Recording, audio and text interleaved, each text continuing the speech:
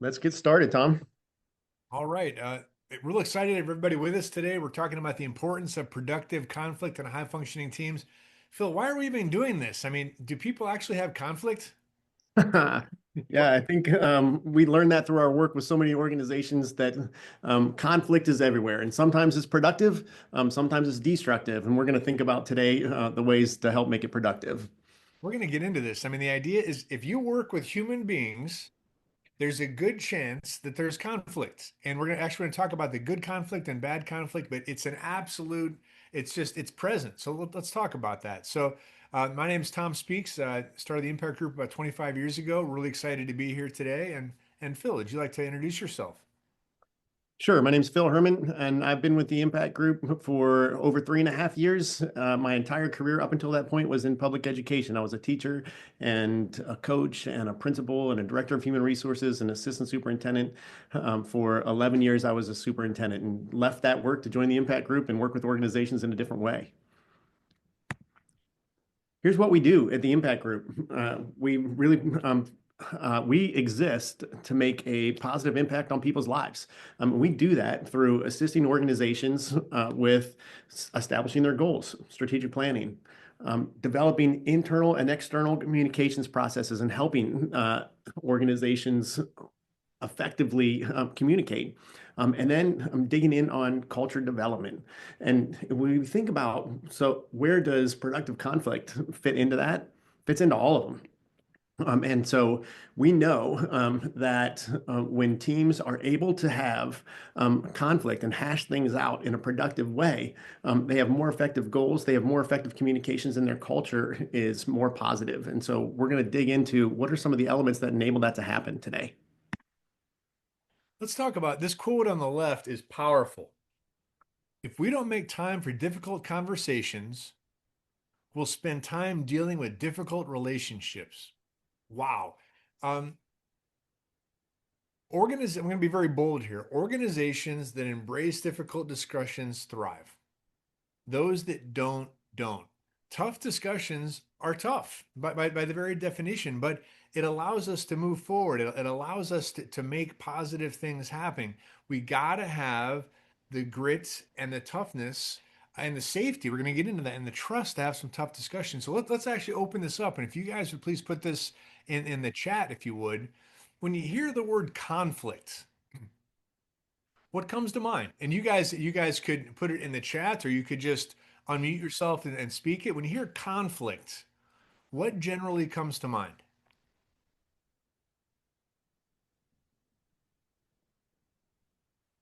Uncomfortable, we hear. Any others? Defensiveness. Excellent. What else? Negative.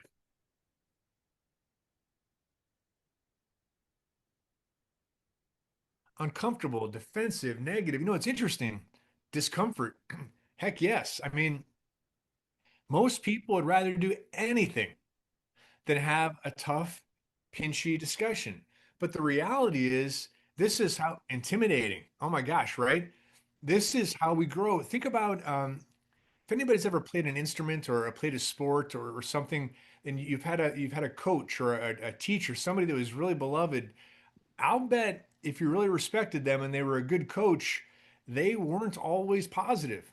Now, that doesn't mean that they were negative, but they were talking about things you could do better. They were working hard to provide input, which would allow you to get better. And honestly, that might create some conflict.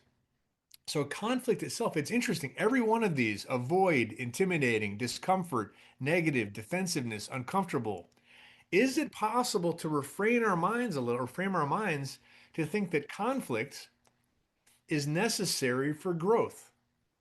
Conflict is when it's constructed and when it's conducted in a positive way, conflict is a growth element. And when it's negative, it's negative.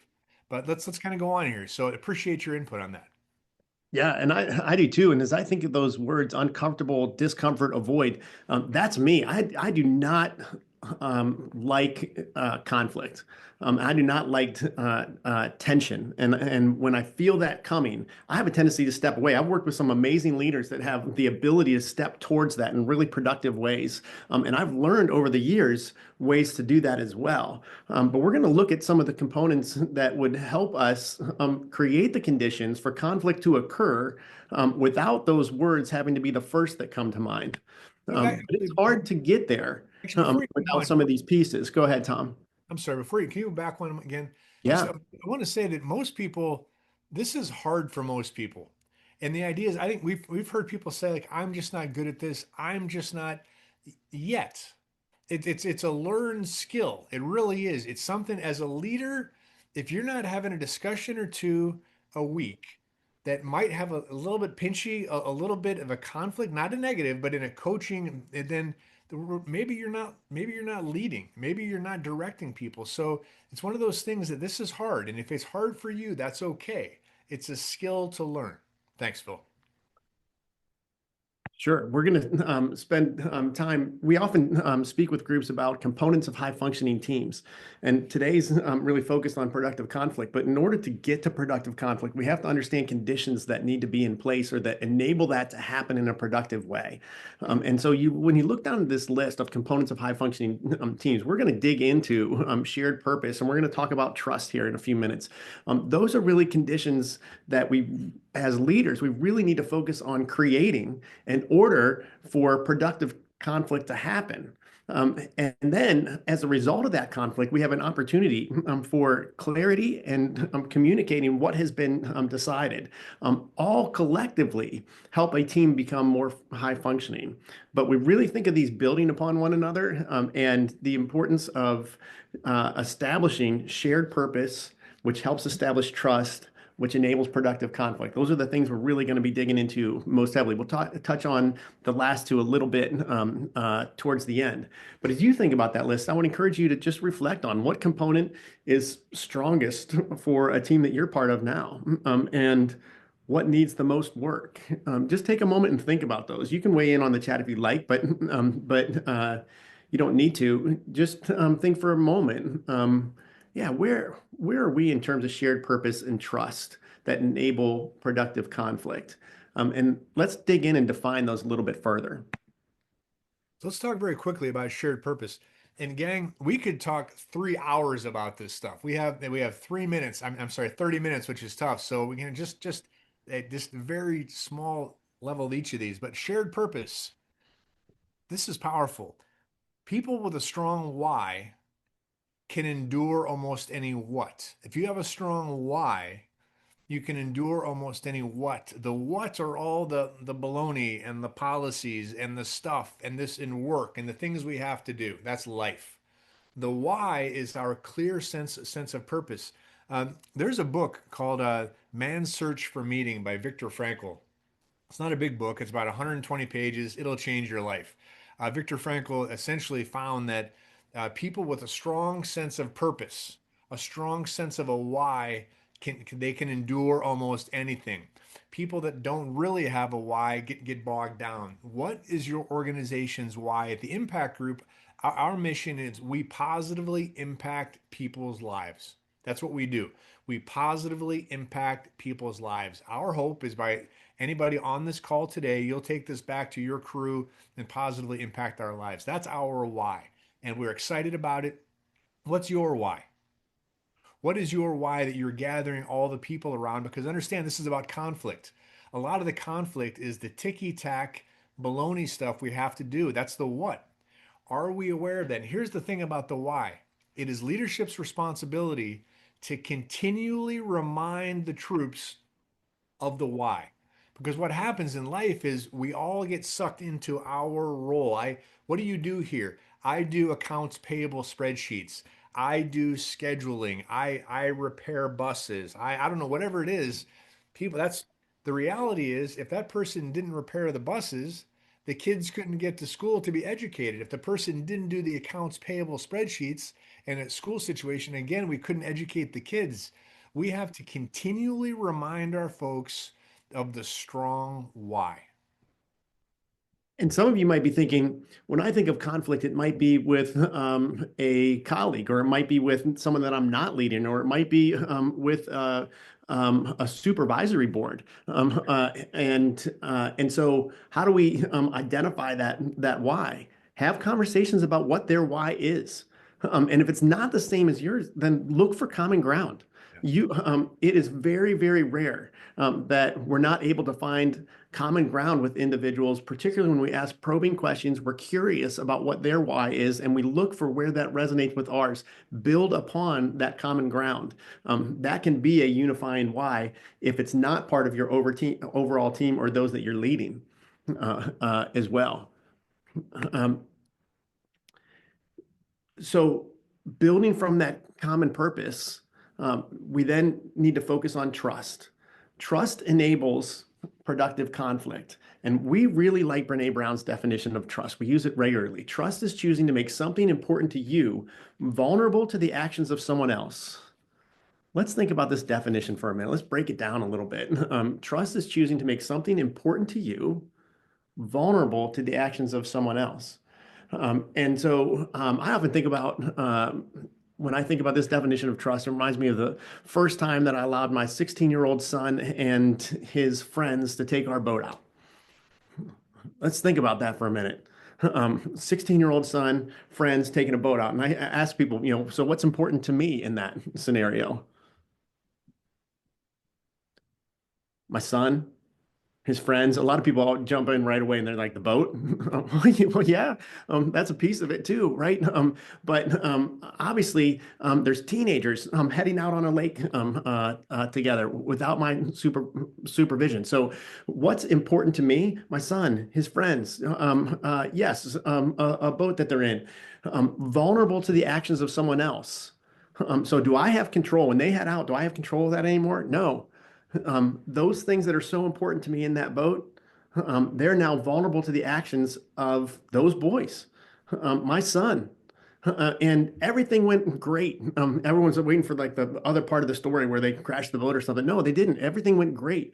But the angst that I had, the vulnerability was taking something that's really important to me, my son and his friends, and making it completely vulnerable to the actions. I'm giving it to them, and it's up to them now of actions of someone else. And we think about this definition, and particularly as we think about conflict, think about what are the things in a team setting that we make vulnerable to the actions of someone else?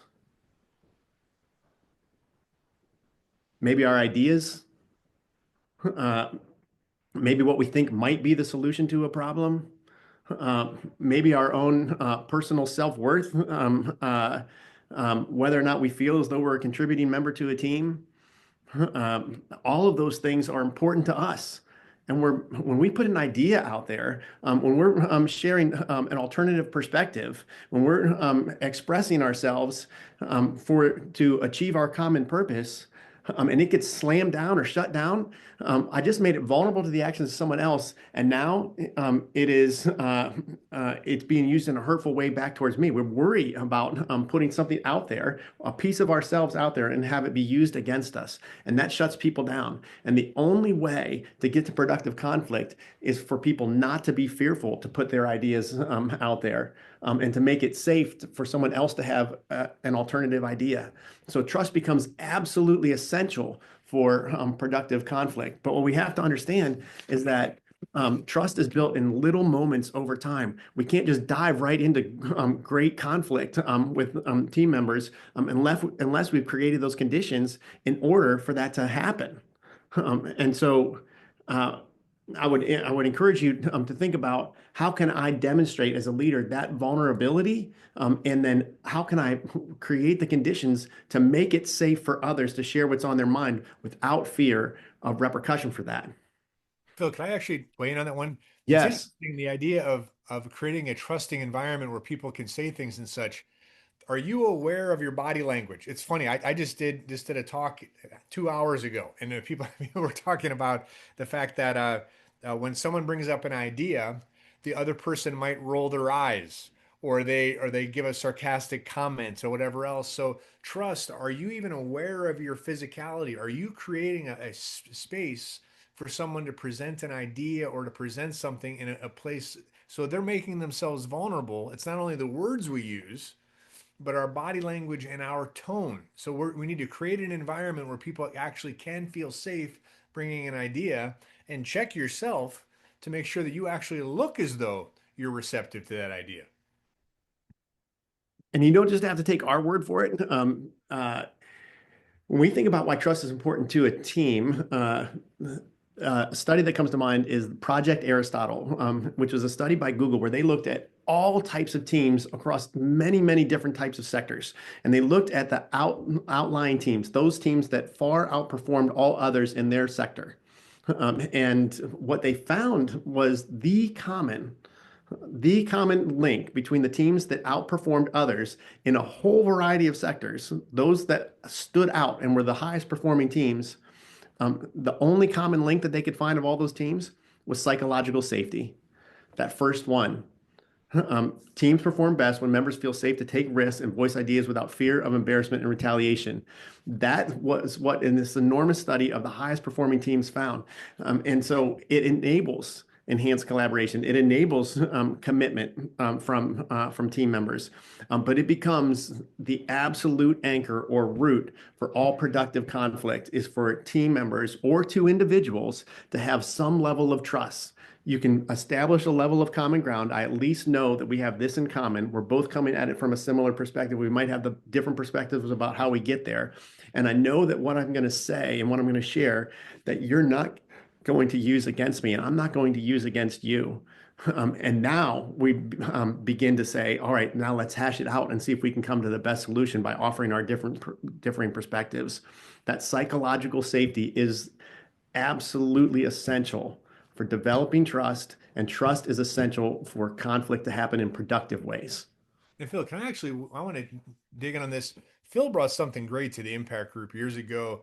It's the idea of how to create that safe environment to have a tough discussion. It's called "Be Hard on the Problem and Not the Person." So let's say that someone in your team has come up with a new policy.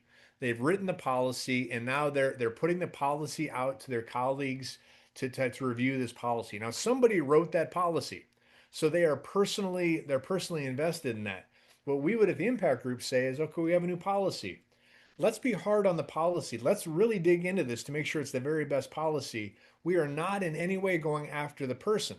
And this is easier said than done, right? Because we found a lot of people are like, tell me like it is. My skin's 10 feet thick. Most people melt when there's any semblance of criticism. So again, how to create that safe place? We're here to discuss this.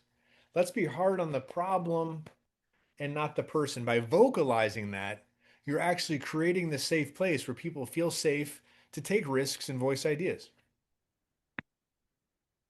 So go ahead and weigh in on the chat on this one, or you can unmute and share if it's something more significant. But when have you felt safe enough on a team to disagree? What made that possible? What made it possible for you to feel safe to disagree?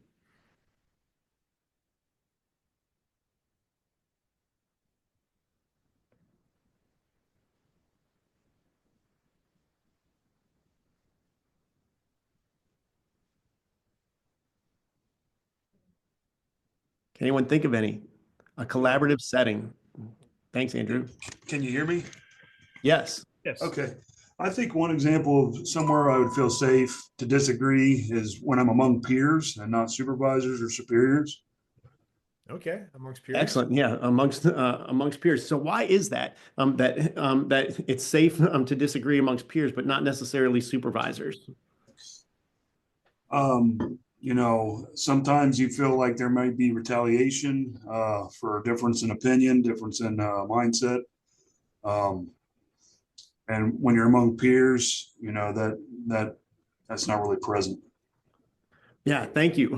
And that's a fantastic perspective, particularly for us to think about as leaders too. Listen to what he shared there. Fear of retaliation. That's it right there. There's a lack of trust when some of the leaders are there. I don't know that it's safe. So as leaders, we have to go out of our way to make sure that we're creating the conditions where it's safe to share. And then we have to demonstrate that there aren't ramifications of that. Thank you for sharing. Look at some of these in the chat. Patience within the team and open minds. When certain people aren't in the room where you can talk openly, again, probably those that you trust are in the room and those that you don't trust are not in the room. When the passion outweighed the repercussion, i.e., accessibility and inclusion. Excellent. Excellent. Thank you. So let's talk about what that looks like when we think about productive conflict. One of the things I want to is give yourself some grace if you're like, gosh, our environment's not that way. This is hard. This is a tough thing to have people on the same page where you create that level of trust. Trust is built over a long time and it's broken in an instant. It really is. So trust is something we need to build upon, but just because it's hard doesn't mean it's not worth going for. So Patrick Lencioni did some really great work, and he has a conflict continuum, which is really fascinating. So we're looking at this horizontal line here. On the right hand side, mean-spirited personal attacks. In some environments we've seen it's just it's hateful. There's stuff going on. People are really backbiting. It's hateful, and that's really destructive. By gosh, we gotta get into the hood and figure that out. On the other side, way to the left, this is much more prevalent, and actually, I think, and Phil probably believes too, is almost more insidious. Is artificial harmony. How's everything around here? Great. Everything's good. Everybody totally, it's all good. But then as soon as the meeting ends, there's the meeting after the meeting. Can you believe what Phil said? Can you believe what Tom said? Can you believe all of that? That's not cool, right? That's the artificial harmony. The hard part in an organization, and again, this is tough. How do you get to that ideal conflict point in the middle? The idea is, how do we do it here? We embrace difficult, productive discussions. Matter of fact, the impact group, we clearly articulate how do we have honest and meaningful communication? Three elements: grace. Everybody's fighting a battle you know nothing about. Next piece: assume positive intent. I'm assuming the other person is bringing their best. And the third element: we're dedicated to difficult, uncomfortable, professional, and productive discussions. So, how do we roll? We put it very much out here. We embrace tough discussions. Is it uncomfortable at times? Heck yes. Does it bear fruit? Absolutely. What we're trying to go here is the artificial harmony. It might feel okay, but it is going to bring forth a lot of negative stuff. So you as leaders have got to build the muscles, and you got to collectively, can we have some tough discussions in a productive, meaningful way? It's an ideal conflict point we're going after. And if you're part of a team that's not used to doing this, there are ways that you can introduce this by really setting the groundwork up front. Actually talking to the team and saying, here's a particular problem. I have a potential solution, but I really want us to have a conversation about what your honest perspectives are about this solution. I believe that we're going to get to a better result if I hear all your perspectives on what we should do about this. As a leader, it's very powerful when you do that. If it's with peer to peer, it's still extremely powerful. It depends on who, at the end of the day, has to make that decision. But to say, I don't want to make a decision, I'm eventually going to have to make a decision. We might not all agree with it, but I don't want to make a decision until we hear the variety of perspectives. And I want us to hash it out. Let's debate this.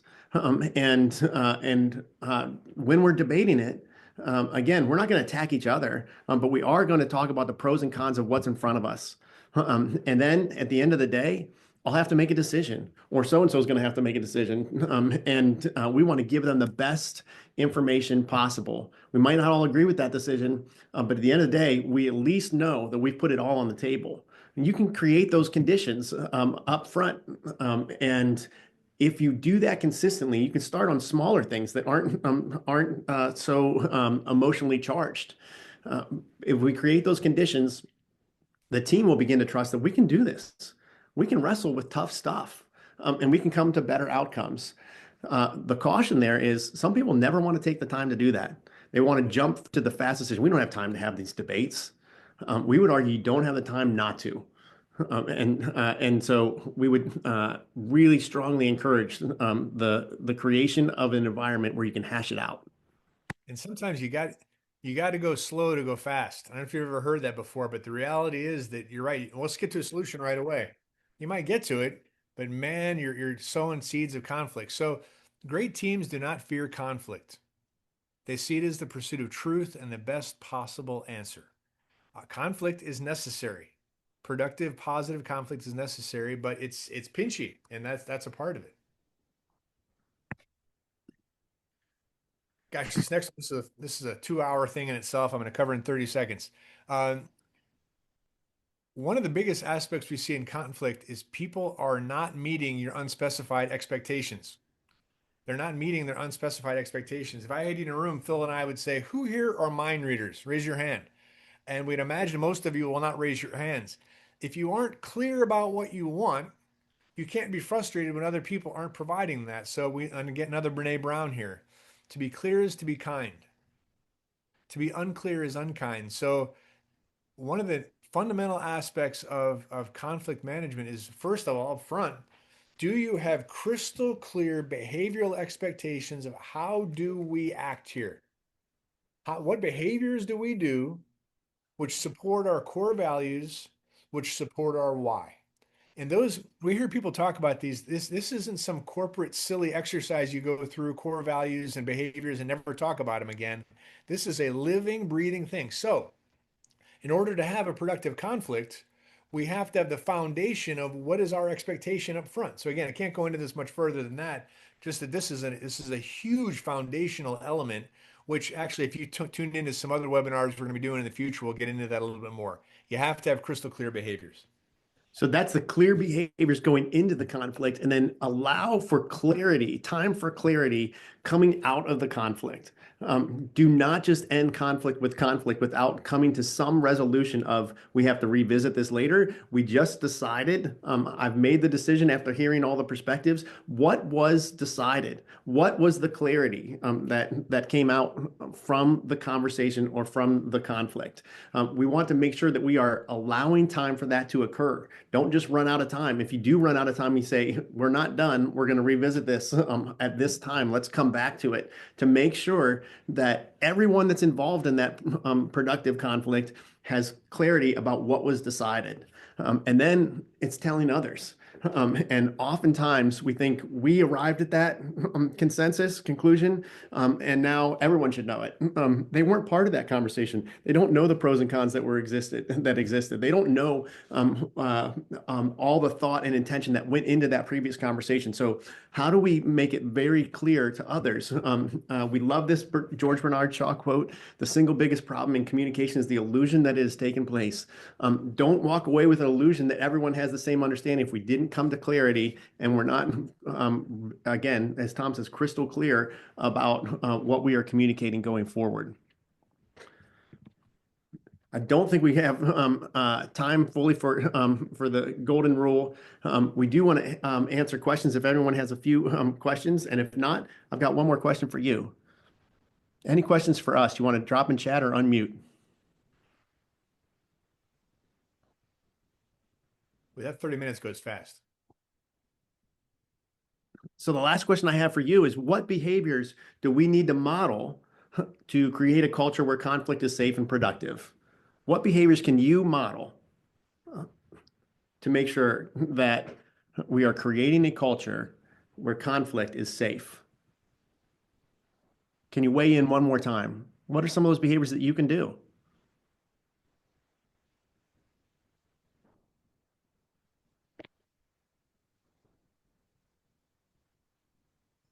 Yes, honesty, trust, engage with employees, inspire, be passionate, and be kind. Do what I say I'm going to do.